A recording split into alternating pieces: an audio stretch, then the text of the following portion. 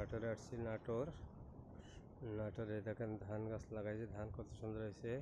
পাশে আবার দেখেন ধান পাইকে গেছে। হ্যাঁ, বিঘায় 20-22 মণ ধান হয় এখানে। 33% বিঘায় 20-22 মণ ধান হয়। কত সুন্দর ধান হয়েছে দেখেন।